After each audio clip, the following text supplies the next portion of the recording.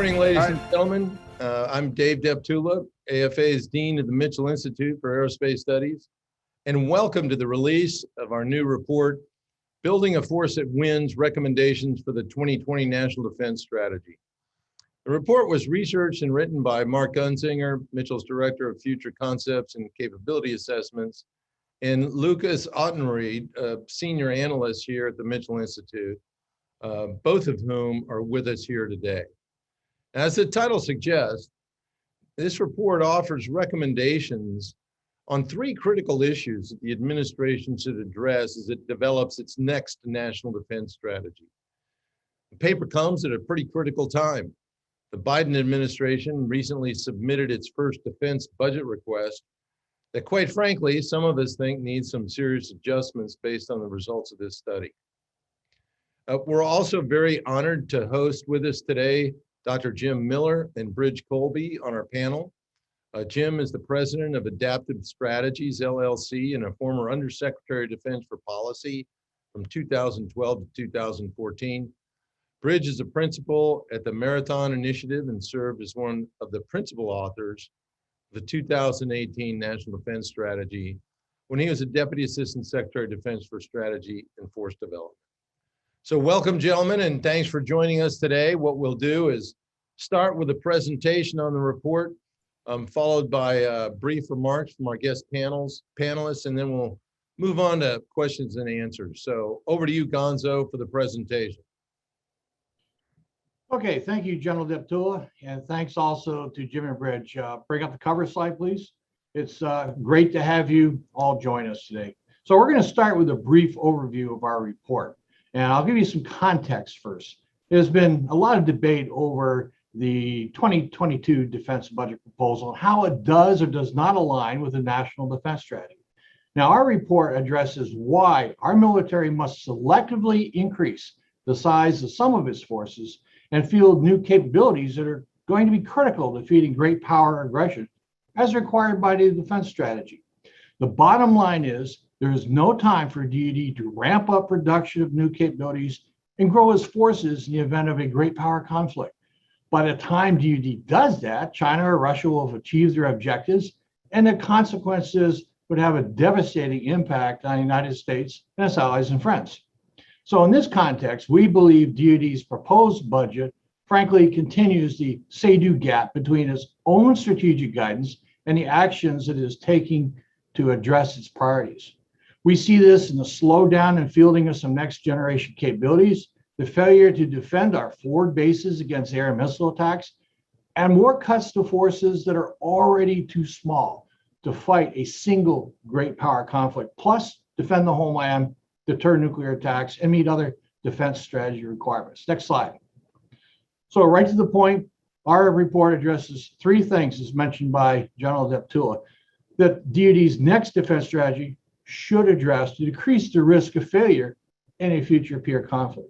First, we recommend that DoD not assume away the potential that China would take advantage of our military's well-known force structure and modernization shortfalls to wage an extended duration war that is intended to exhaust our capacity to fight.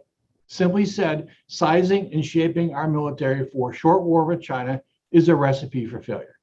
Second, DoD should return to a two-war planning requirement for sizing and shaping the U.S. military.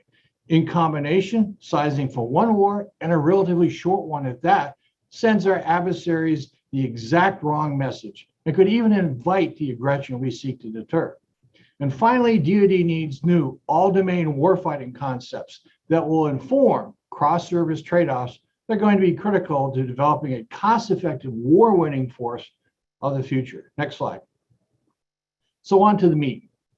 As Bridges explained in the past, the 2018 defense strategy says defeating a Chinese or Russian invasion of a U.S. ally or friend is the most stressing challenge for sizing and shaping the U.S. military. Well, why is that so? Well, China and Russia will have the advantage of proximity to the battle space in plausible scenarios such as an assault on Taiwan or invasion of the Baltic states. And as this illustration shows, China will be the home team while we are an away force and must project and sustain operations over very long distances from the U.S. And this can give our adversaries major advantages in terms of time, the ability to quickly mass combat power in the battle space, shorter logistics line of communication. And let's not forget, these areas are covered by their A280 capabilities, which are intended to prevent U.S. forces from intervening in time. Next slide. DoD also created a new force employment model that explains how layers of forces will deter aggression, shape the battle space, blunt an invasion, and surge to defeat and, of course, defend our homeland. But I'd like to stress just a couple of points that are important to understanding how this shapes our military's requirements. First, defeating a fait accompli is far better than trying to evict or roll back an enemy that has seized its objective, like the U.S. coalition did in 1991 against Iraqi forces occupying Kuwait.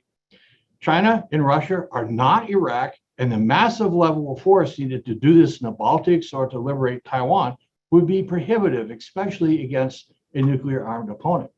Second, denying a fait accompli will require U.S. forces that can quickly deploy and operate over long ranges from inside and outside a theater. When I say quickly, I mean within 24 hours, the start of a conflict.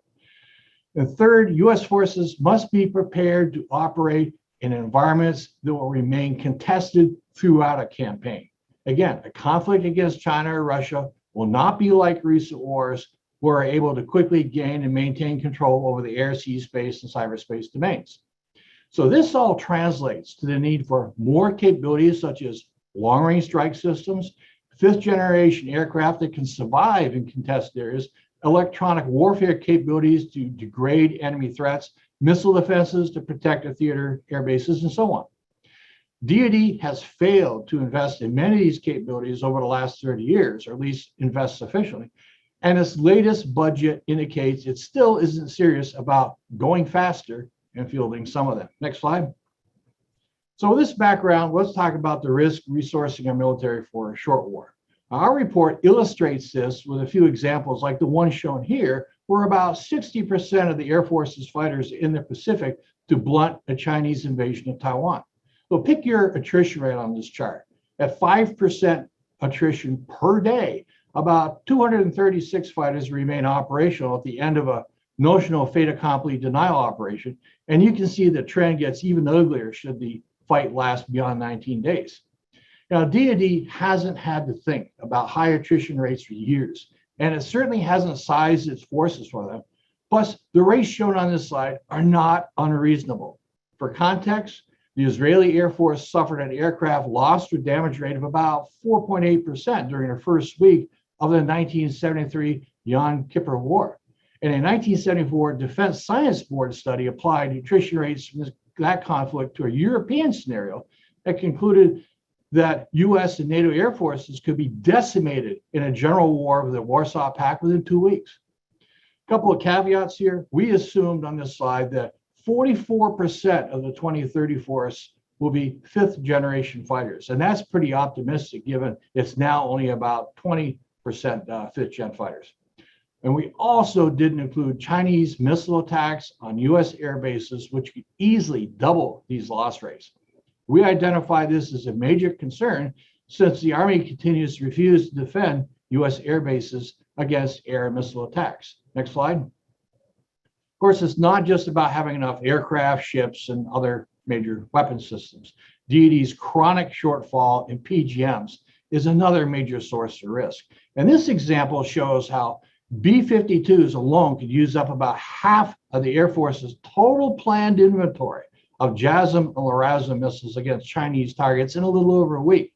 And JASSM and LRASM, of course, are DoD's premier air-launched weapons that have the low observability needed to penetrate defended areas and strike high-value targets, such as mobile missile launchers, in the case of LRASM, of course, PLA Navy ships.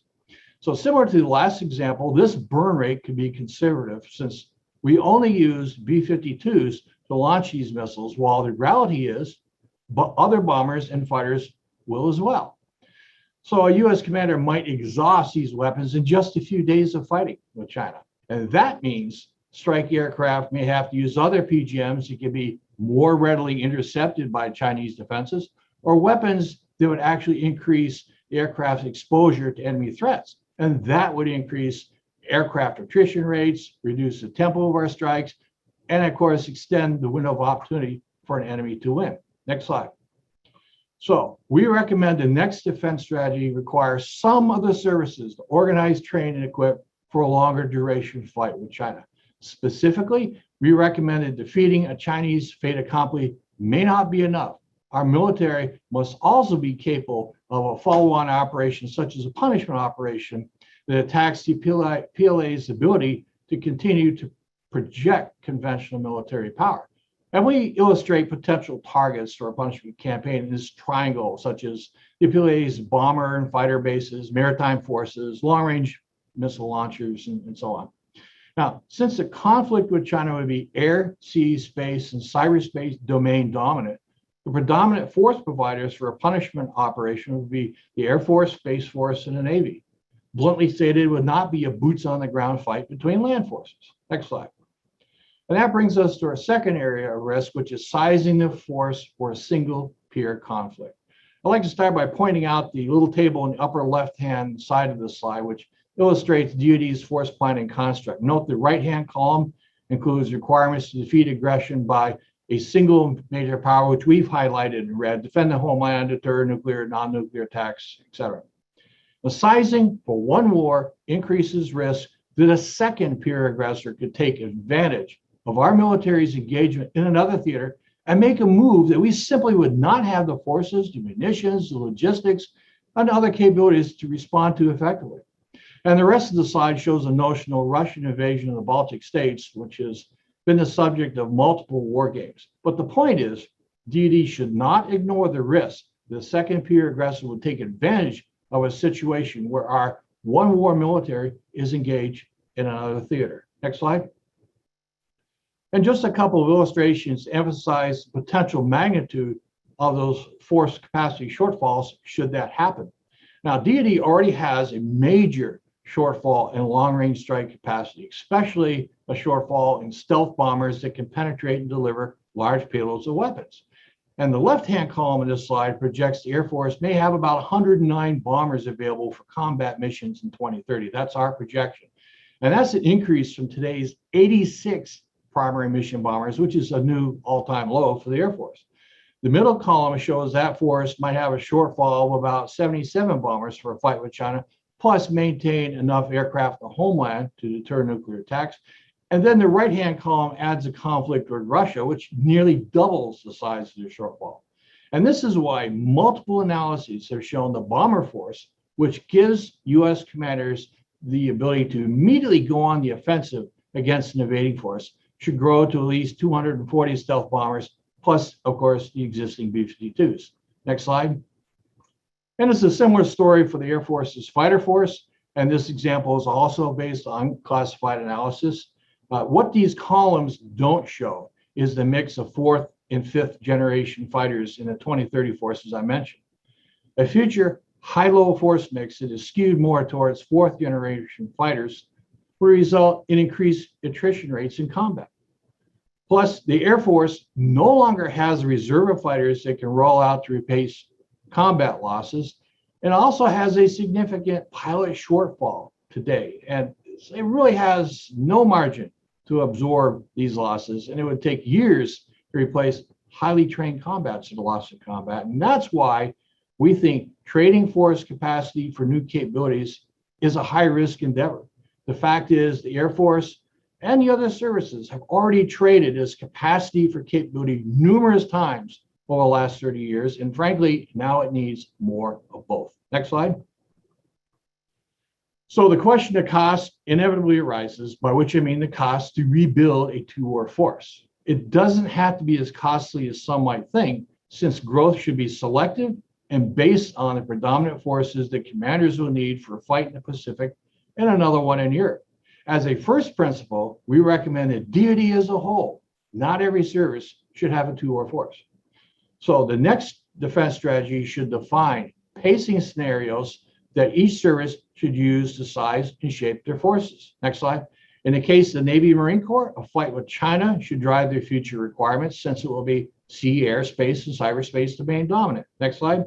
And the Army should primarily size and shape for a European fight, since defeating a Russian invasion of an area like the Baltics would be land, air, space, and cyberspace domain dominant. Next slide.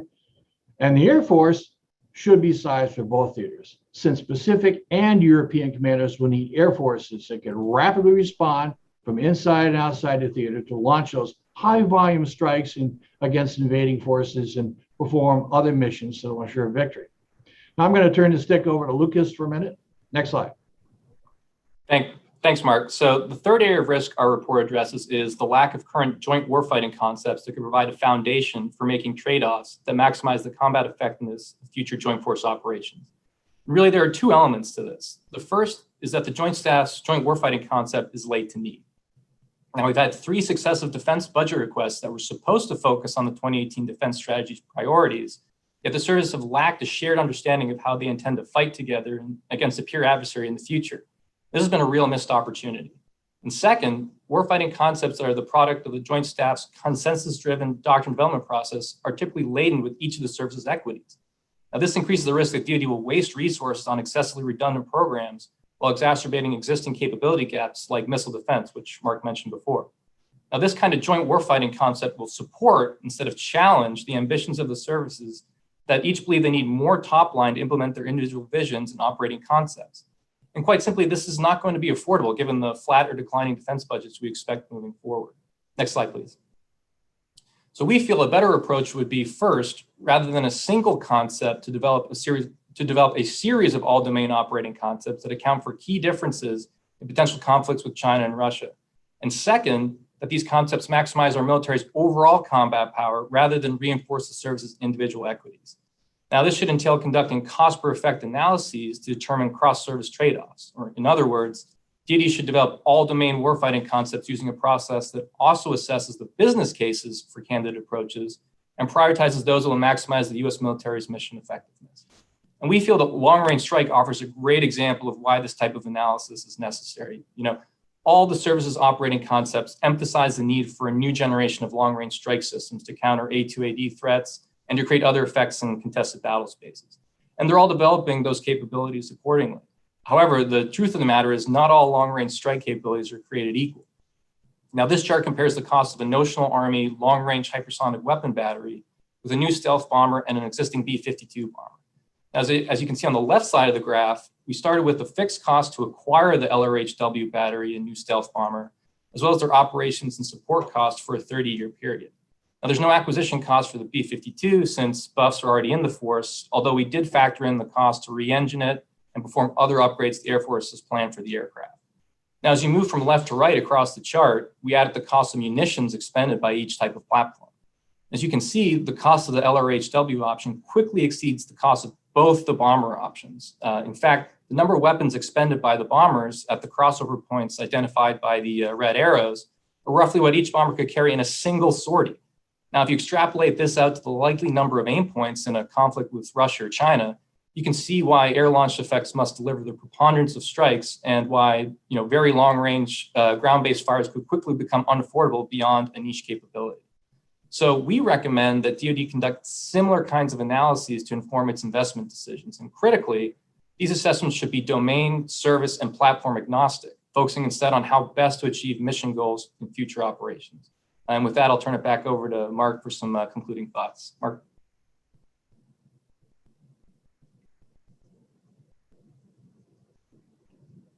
Just 2 quick slides to wrap up.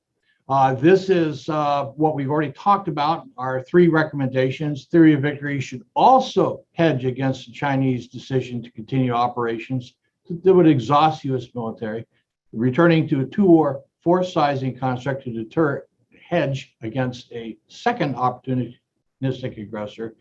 And we think that DoD's senior civilian as well as military leadership should be directly involved in creating those all-domain warfighting concepts that will help provide a foundation for those cross-service and cross-domain trade-offs. Next slide.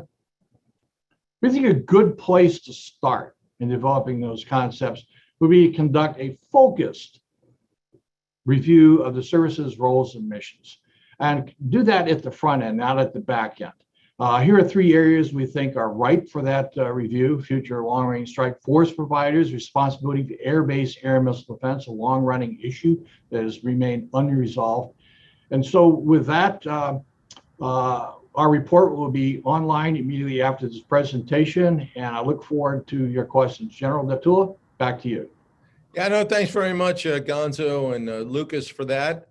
Let me turn it over to Dr. Jim Miller for your comments, sir, on the topic. Many thanks, Dave, and thanks to the Mitchell Institute for hosting this morning, and to Gonzo and Lucas for a very thoughtful report. I think it's an important contribution to the debate, and I hope folks who are on the line here today read it closely and heed its analysis and recommendations. I agree with virtually all of the report's main premises and recommendations, that the U.S. needs a two warforce planning construct that addresses both China and Russia, that we need to be prepared for a protracted conflict, and that some new conceptual and all domain thinking is necessary. I would just caveat the last by saying, I don't think we need to spend 2 years developing new concepts to make decisions about how to allocate resources. And I don't think we need to do a roles and missions analysis to reallocate resources. It's fine to do those in parallel, but there are a lot of changes that we know we need today, and that this report points out. I'm going to add 3 points to it. They're not pushing back really on the report's analysis and recommendations. They're intended to be additive. The first point is that DoD planning needs to take account of both the most likely and the most dangerous approaches to armed aggression from China and from Russia. Neither China nor Russia wants a large-scale war with the United States. Indeed, neither one of them wants a war with the United States. They'd like to win, if possible, by undermining our alliance cohesion, our credibility, and our will.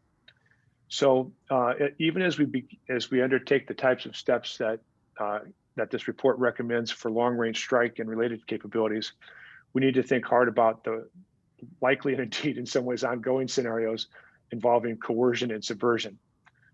The next level up could involve China blockading Taiwan, hitting it with unremitting cyber attacks, perhaps even missile strikes or special forces. It could involve Russia sending little green men into the Baltics. It could involve, in both cases, significant cyber and information warfare. And even as the Department of Defense and the nation prepare for the high intensity conflict that this report addresses, we need to also address in parallel improving our posture for this unconventional warfare threat, the one that we're facing today, the one that we are not just likely, but virtually certain to see. Second, I want to build off the important point that in order to do better on the denial of a fait accompli and to deal with the risk of escalation, we need to turn the dial way up on long-range strike, including platforms and munitions, on supporting ISR and resilient command and control, and on cyberspace, outer space, electromagnetic spectrum as well. And so I think the report's got very good recommendations there. And that's going to be a fair bit of resources that need to be reallocated. And I think that the report's right about that in the European theater, ground forces will play an essential role.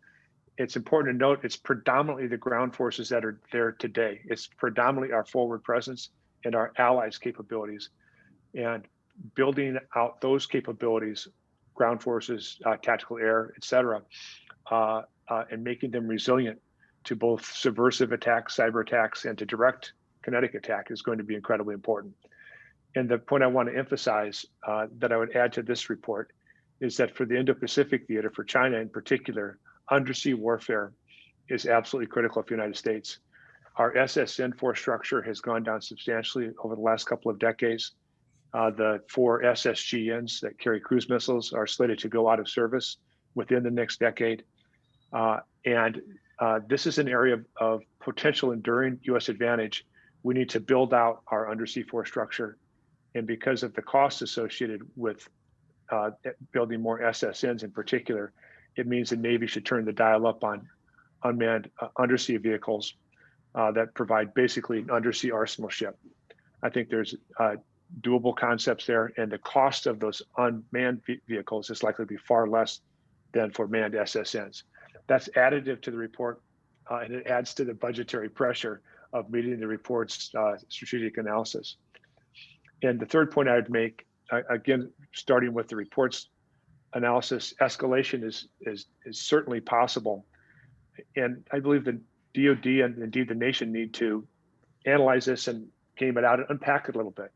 So just as there are, I think, a most likely, most dangerous approach for conflict, I think that the most likely escalation scenario, or one of the most likely, may be that China or Russia would decide to dial up cyber attacks on the U.S. homeland. They could do other things, but this is certainly one that looks attractive, and we're seeing every signal, literally today, that they have that capability and they're growing it out.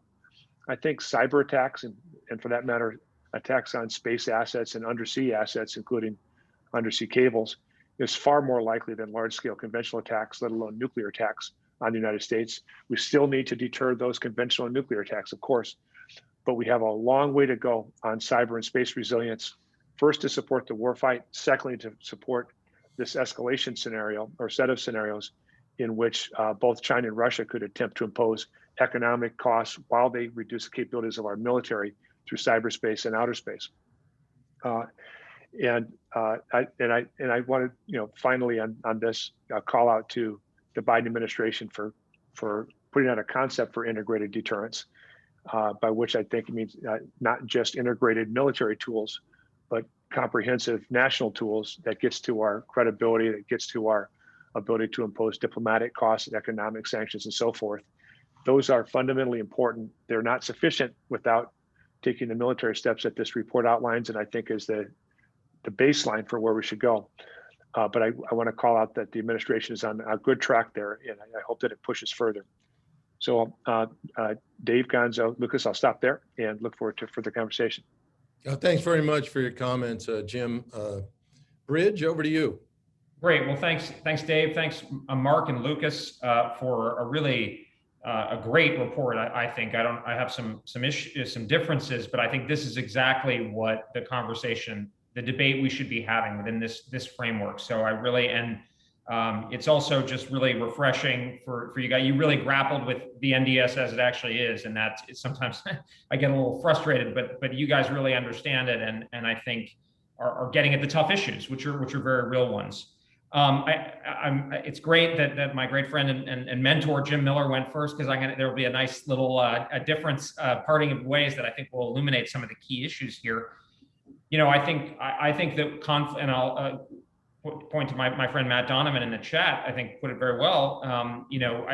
There is a real danger in the near to medium term, and I think China and Russia actually could go to war. I don't think it's a given that they won't want war, but that they could risk it or use it for coercive purposes, or even enter into it deliberately, if they see the advantage to do so. And that will give them political leverage in any case. So I think this is the real, to me, the most likely scenario is not actually the one that's less provocative. It may be the more provocative one, if that pays off for them, for red, as we all say it. So that's the kind of the mindset. Of course, the long term is also extremely problematic, given the trajectory, particularly of Chinese power. But one of the things I think the 2018 NDS was trying to signal was, we're going to have problems. China's not a long-term problem anymore. Now it's a near problem. It is a long-term problem, but it's also a near-term problem. So a couple of thoughts. You guys are exactly right about protraction.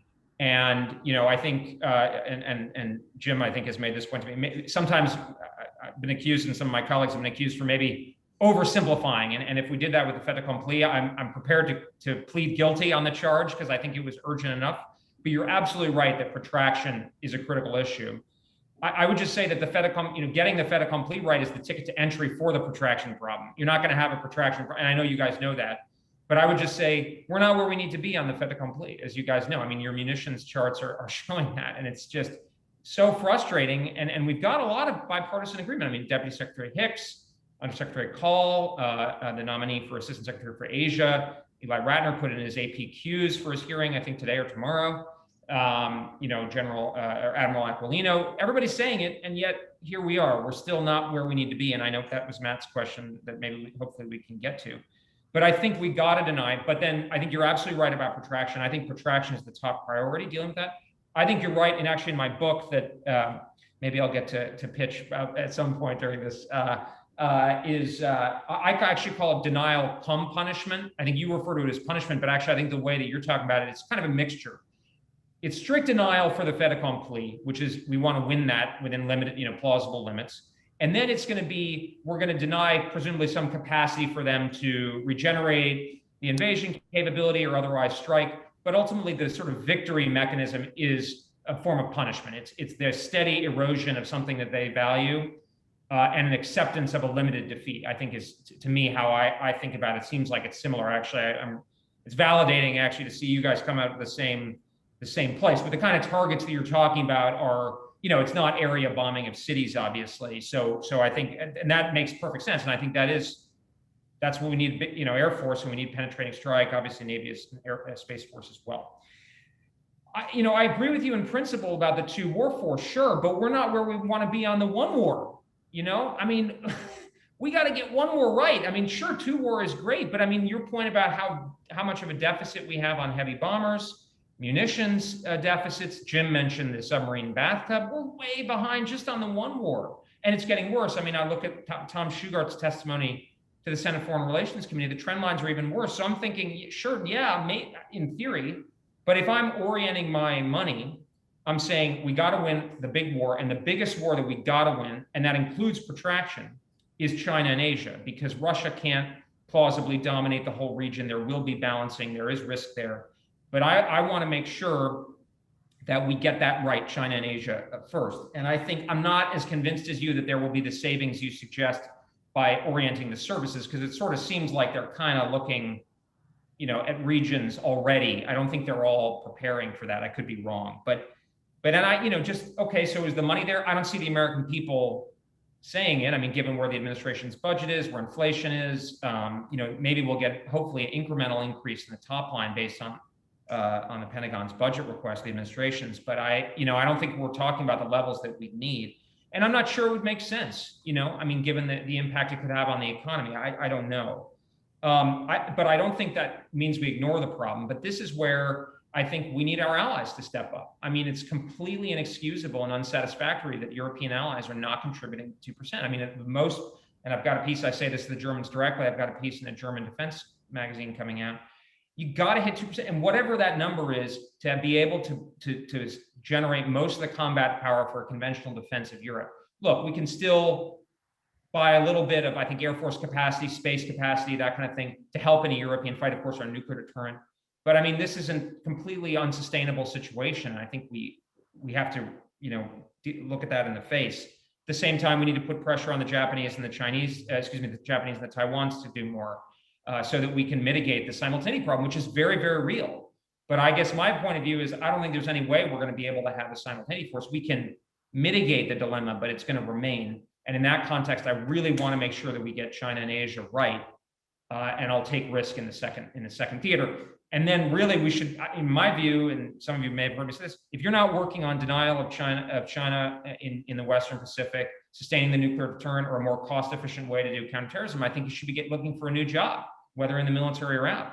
That's the level of prioritization we need to have. And both across administrations, I'm not sure we're there, but that makes the need to focus all the greater. Thanks. Okay, well, thank you both for your insightful remarks. We're now going to dig into some of the points that you raised in greater detail, but I cannot stop. I have to comment. I have to make a couple of comments. Jim, very much appreciate your points. And in particular, I'll raise the one that, when we talk about the pillars of national security, the DIME model, the diplomacy, information, military, and economic piece, it's interesting that we have cabinet level agencies to deal with three out of the four, but we don't even have a sub-agency to work the information piece. And I know it's a subject for an entirely different discussion, but that is one that is absolutely critical, because we have information being used against us as a weapon by the Chinese and the Russians all the time. Bridge, with respect to your comments, I agree. And overall, the subject that we're dealing with is the department writ large relative to our adversaries is underfunded. It's a huge argument. The balance between guns versus butter is one that goes back a long way. But I think we need to begin discussing more and more and more what are the consequences for our domestic economy if we lose in the next major regional conflict. Because that's what we're approaching, and I'm afraid that might be what it takes to wake up the nation to the importance to adequately fund our military challenges. Because I don't think people are aware of the significant rapid acceleration of the capabilities of the Chinese. So with that, let me now transition a bit to expand on some of the issues that were already raised. Bridge, as I mentioned in the opening, you're one of the principal authors of the 2018 National Defense Strategy. If you look back on that strategy 3.5 years later, what would you say still works well, and what might you change or update given how things have played out? Thanks, Dave. I mean, I think, actually, I think the protraction issue is the critical one. I think we did make hard choices. Obviously, the strategy itself, I mean, I think Mark used my testimony into the SAS from 19, which hopefully gives people a clear insight into what we're talking about. I think one of the biggest issues that we weren't able to really get at, that we talked about a bit, but was this time question. Where the third offset, which I was a big fan of in a lot of ways, but it was very long-term oriented and also very technology oriented. I think one of the things we want to do with the 2018 NDS, and Secretary Mattis, of course, in particular, was pull back that very long-term focus. And I think you see that question now with the reaction to PDI and CAPE's apparent view on some of these forward investments. And I think Matt's question in the chat as well. I mean, my view is we need to cover down in the near to medium term because there may be a window of vulnerability, even as there's long-term very serious danger. It's possible China will collapse or have play feet. I'm not betting on it. And I think you're right, Dave, that one of the biggest frustrations I had with the 2018 NDS, I wish it could be more open. I mean, we need that clarion call of not only to ourselves but to our allies, which I think the message got through, but it could have been clearer. So the near-term, long-term thing, and I think there are hard choices. I mean, do we, Guam defense system, right? I mean, we need air-based defense. Obviously, we need, command post defense. But is Aegis the right system, or whatever exactly PACOM's pitching? It's a hard call, but I mean, we can't leave ourselves vulnerable in the near term. But other than that, I think look, I'm biased. Somebody was accusing me yesterday of being a stick in the mud. I guess on that one, I think we did all right. But I mean, strategy is it's obviously I sound like a fortune cookie, but it's sort of a waypoint. I mean, it's always changing, and red is adapting, and green. The biggest other period, and sorry to go on, but I think the thing I'm thinking about a lot is how do we do the allies and partners in a better way? We've tried, kind of joking, we've done passive aggressive, we've done berating. Now we're trying, sweetness and light. I'm not sure it moves the needle that much one or the other, but we got to get our allies to do more. I mean, we can't have Japan at 1%. We can't have Germany at barely above 1%. But let's figure out a better way to do that. That's a more integrated question, but critical. Yeah, no, and if I might, back to the issue or the challenges that we all recognize in terms of not having sufficient U.S. funding, a potential solution is the one that you just hit on, and that's to rely on our allies to a greater degree and get them further integrated into collective defense, if you will. But I know that's a whole nother, bag of worms. I just also want to highlight the fact that both of you raised, and Matt also, the near-term challenges that we have. But if you go and you look at the current budget submission, what do? What do the services do? They raid their munitions accounts to free up money to invest in other stuff. Sorry. Okay, Jim. The National Defense Strategy Commission made the statement a while back about needing 3 to 5% annual real growth rate to support that 2018 National Defense Strategy. And now we've seen the Biden administration's first budget request, which essentially is flat in real terms. And it's pretty unlikely the defense budget's going to grow over the next couple of years. It's interesting that the FYDP was not included in the current release. What are your thoughts on how this year's budget request aligns with the the 18 National Defense Strategy, and what might it signal in the way of changing priorities in the next one? Dave, I'd just make 3 quick points. The first is that perhaps unsurprisingly, given where I've come from, and I see a lot of good in the Biden administration defense budget. The prioritization of homeland defense, including nuclear deterrence, including homeland defense with a next generation interceptor. These are foundational capabilities, and for the homeland defense job, no one else will do that for us. We can't ask our allies to do that. We need to do that right. So protecting those areas, including with the triad and national defense, is fundamentally important. It grows hypersonics, it grows ISR, it grows command and control. Those are all positive. I see it as a down payment in many of these areas. And now my other 2 comments are somewhat less positive. We are not accelerating long range strike munitions and supporting ISR and command and control not only as we could, but as we need to. And just to be clear, we're talking about additive here. Defeating one fait accompli, if we use the Akmanic criteria, the ability to kill 350 ships or 2,500 tanks and armored vehicles. We are so far short of that today in either theater. It is appalling. And that deserves to be first priority. I agree with Bridge. The protracted conflict is largely additive because it's significantly about long range strike. Defeating the second fait accompli is significantly additive because it's significantly about long range strike, including in all cases in a very active AD environment where you're going to have attrition, as report points out. So there is a need for a significant reorientation. I hope that the continuing reviews will highlight this point and put a lot of resources to getting after the capability for long range strike in an A2AD environment in the first 72 hours. I don't think we need new concepts and experimentations. I don't think we need a roles and missions debate on this. I think we need to buy a lot more capability and deploy it.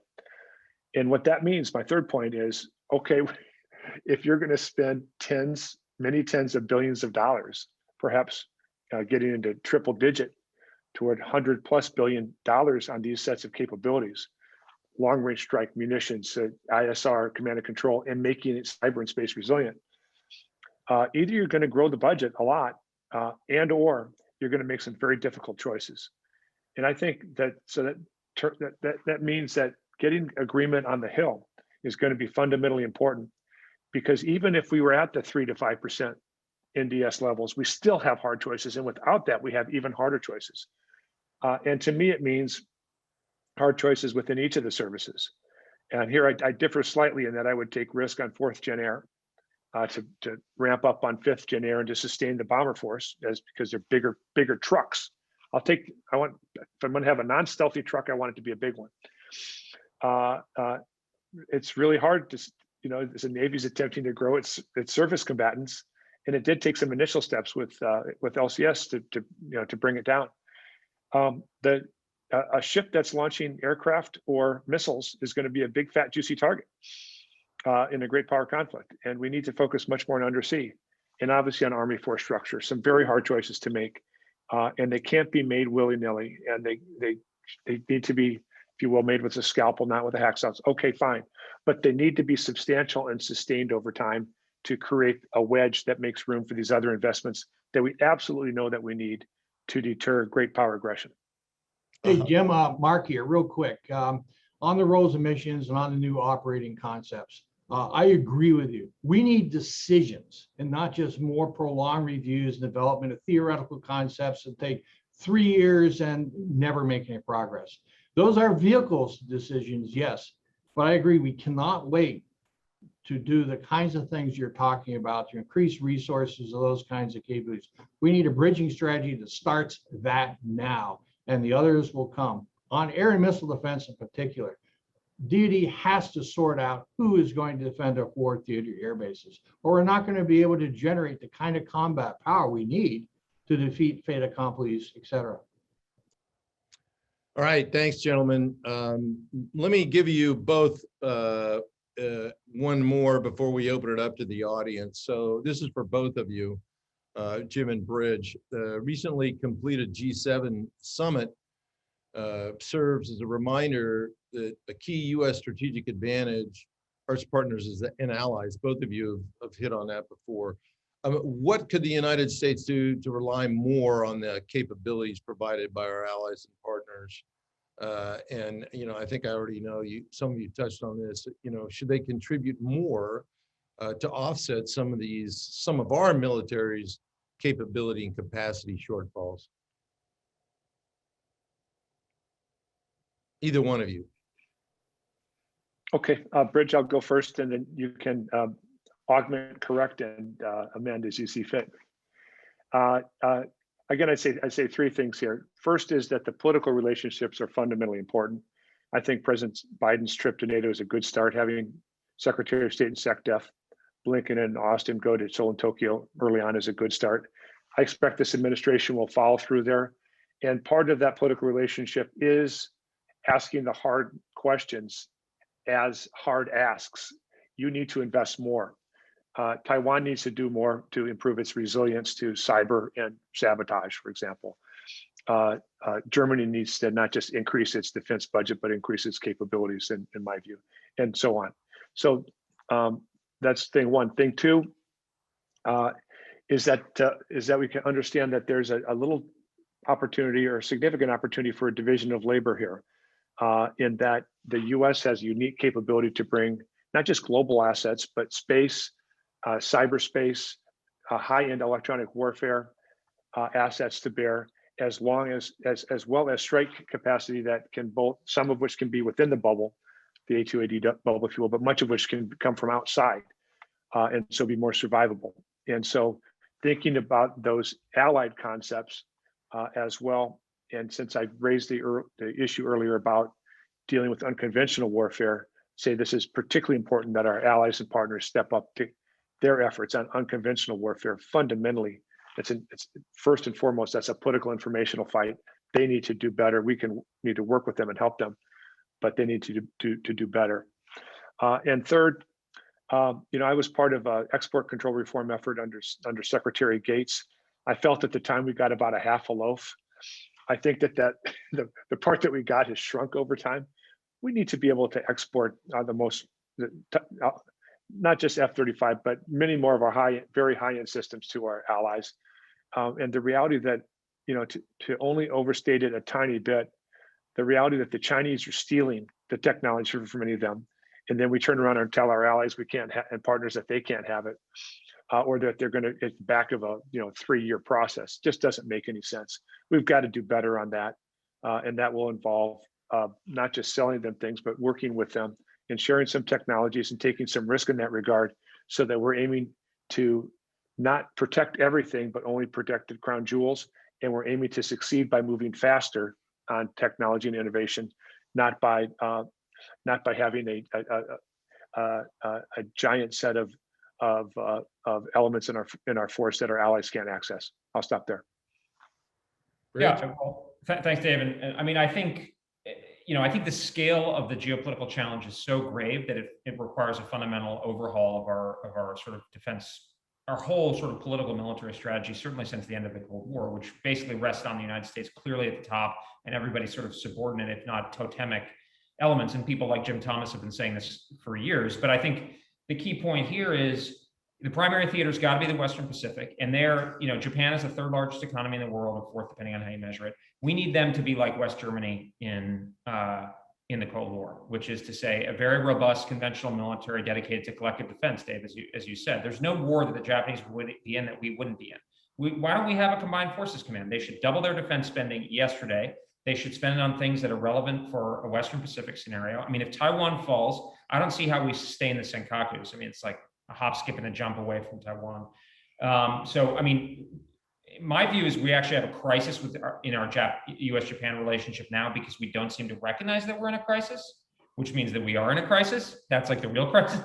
And same with Taiwan. And I think in Europe, we should, as much as possible, be basically having what actually was kind of Eisenhower's original vision to some extent, which is Europeans basically performing the conventional defense. And we can provide the kind of, boutique sort of high-end stuff that Jim was mentioning. But I think that's a fundamental model, and we should open the floodgates. And then I think, one of the things that I think the Pentagon was starting to do somewhat belatedly, but I think commendably at the end of the Trump administration, the guidance for the development of allies and partners. Let's pool force development capability. Let's think about posture and operational concepts and plans as much as possible together, particularly with countries like Australia and Japan that really are going to be integrated with us. And I think that's the basic model, and it requires a different attitude where we really aren't this sort of unipole anymore. It doesn't, I mean, that's not lashing our backs. That's just a reality, and now we got to adapt to that to deal with the new battlefields that we're dealing with. So, my take. All right, well, gentlemen, thanks very much for your insights. I think your comments reinforce the need for defense planners, Congress, and the American public to have an open and honest discussion about ends, ways, and means, or else risk strategic insolvency. Now, Jim and Bridge, on behalf of Mitchell Institute and all of AFA, we wish you the very best to help shape the path forward in this era of ever-increasing challenges. And as I promised Bridge up front, for those of you who are hearing more about his perspectives, do a pre-order of his upcoming book, The Strategy of Denial, American Defense in an Age of Great Power Conflict. In it talks about why and how America's defense strategy needs to change in light of China's power and ambition, and that's some of the stuff that we talked about today. It'll be coming out the middle of September. So with that, let's open it up to questions from the audience. Please state your name and association you're affiliated with when I call on you. Let's start off with Steve Trimble. Steve? Yes, hi, Steve Trimble, Aviation Week. Thank you for that conversation.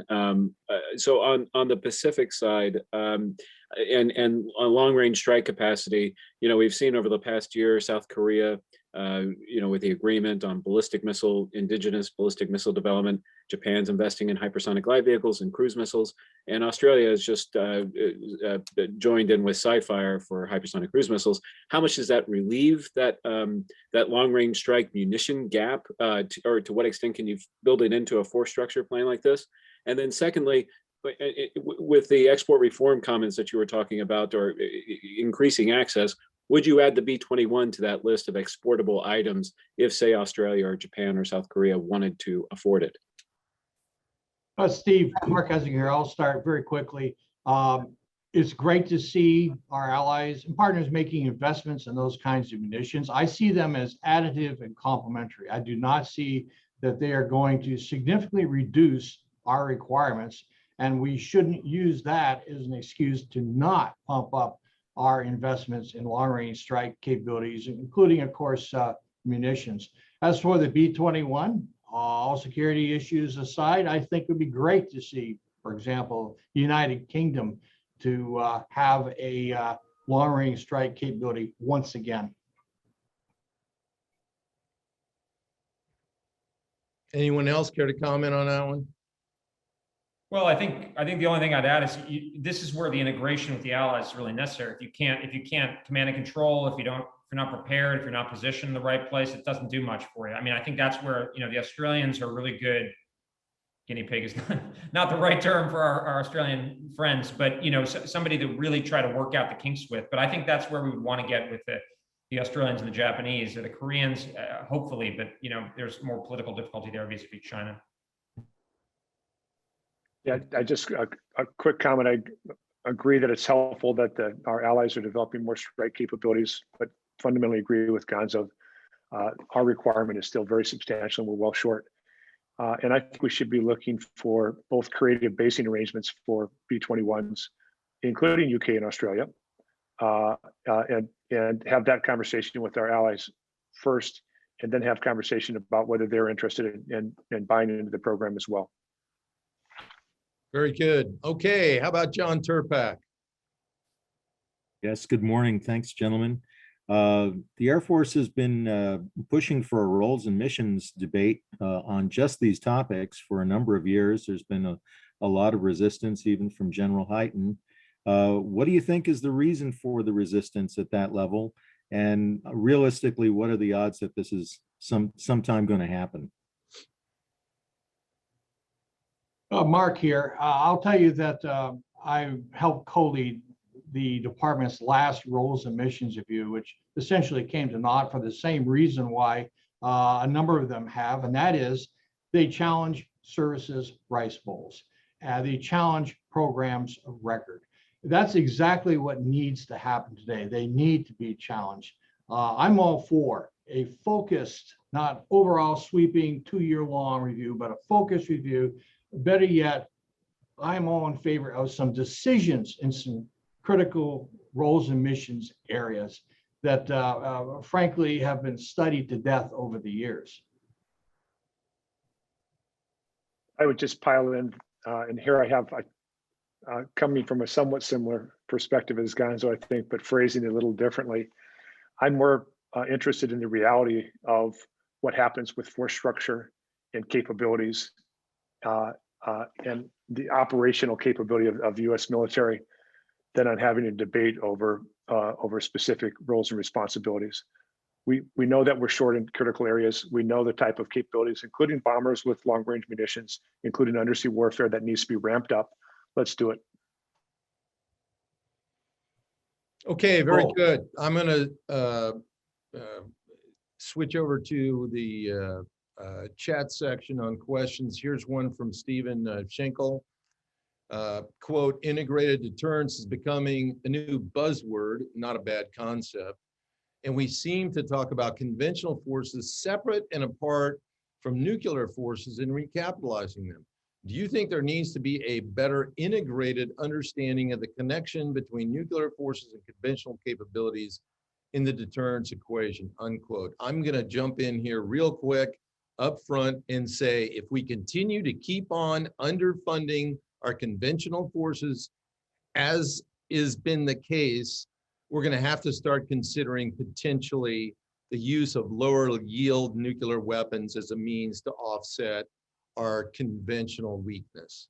Okay, over to you, Bridge, Jim. Yeah, well, Dave, I actually agree with you. I don't think that's a good place. I mean, I assume you don't either, or I know you don't, but I think you're right. I mean, I think either that or backing off or something. Horizontal escalation strategies don't work. I'll say, I mean, I think, Gonzo, I think, and Lukas were getting at this in the protracted point. That's where it really becomes most relevant. Something I talk about in my book, and thanks again for the kind mention, is managing that threshold. And I think this is where we can pick up on some of the stuff from the late 70s and 80s, where thinking about conventional warfare under the nuclear shadow, but where part of the appeal of the kind of punishment end of the denial come punishment, is that it's more sort of readily perceived as limited. That what we want to do is, and it's about war termination. We want to end the war basically with our defense perimeter restored. We're not trying to occupy China. We're not going to do regime change or any of that stuff for multiple reasons.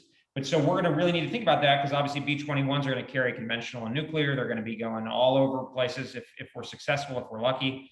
So this is an area, actually, back to Dave's original question, where I didn't feel like we got as far as I had hoped, but where we signaled in the NDS to focus on escalation management, not escalation control, but not ignoring the problem, or not being, a lot of the conversation, particularly in the academy, I think tends to be spooked in a sense. They say, oh, well, if you go hit the Chinese mainland, there's a risk of nuclear escalation. Well, yeah, of course there is. But if we're not willing to hit the Chinese mainland, we're going to lose. So we're obviously going to hit the Chinese mainland. The question is where, how, with what signaling, that kind of thing. And that needs to be, this is where the civilians and the uniforms really need to be in a kind of a vigorous discussion or debate. So I think that's true. To the last administration's credit, I mean, conventional nuclear integration was a big thing.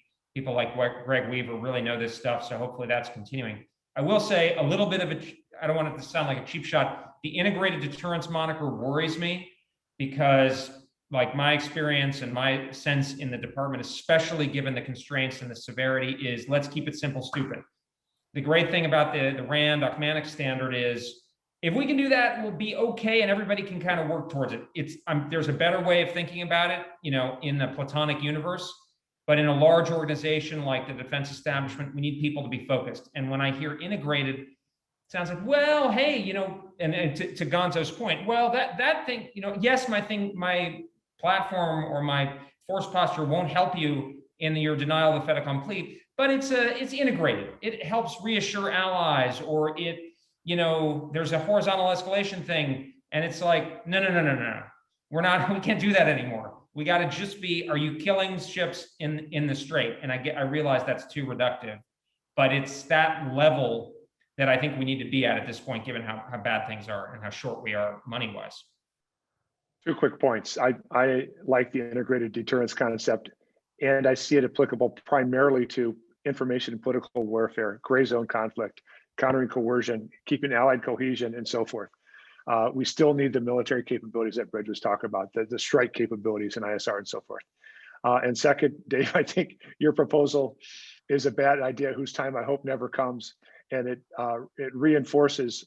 I think your point is that if it's going to come because we're unwilling to step up to the long-range conventional strike stuff, let's face it. If that's the choice the president's going to have, lose or go nuclear, let's face it. Let's not pretend it's otherwise. It's a hell of a lot better choice to build the capabilities to effectively defeat if necessary, show that capability for deterrence by denial, and have a credible deterrence through conventional means. And I think my guess is, as I'm seeing heads nod, that we all agree on that point. The stakes are high. Well, thank you, Jim. And I'll be perfectly transparent. What I'm trying to do is get people's attention. Okay, if you don't fund this capability to allow us to deter, and then if necessary, fight and win conventionally, then we're going to have to start considering low yield nukes. Maybe that might get people's attention. Anyway. Well, and I'll just say, that's not the end of it. I mean, we're going to go there, and that doesn't solve it's not a magic solution. And I know you know that. Oh, I know it's not, but exactly. What I'm looking for is to get somebody's attention. Exactly. Yeah. Because until we get realization in the American public and in the Congress, we're going to continue to tread water. So with that happy point, ladies and gentlemen, we've come to the end of Mitchell's rollout of our report, Building a Force That Wins, Recommendations for the 2022 National Defense Strategy. It really was a special honor to have you both, Bridge and Jim, with us today. Thank you so much for joining. And from all of us at Mitchell Institute to you both and everyone in the audience, have a great aerospace power kind of day. Thank you, gentlemen.